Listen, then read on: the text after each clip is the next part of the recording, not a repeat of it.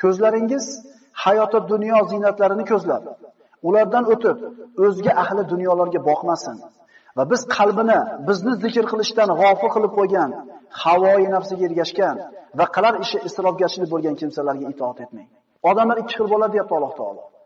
Ertaga kech Allohning roziligini g'ami bilan yurganlar bor, hamda dunyoda qiladigan ishi isrofgarchilik bo'lganlar bor.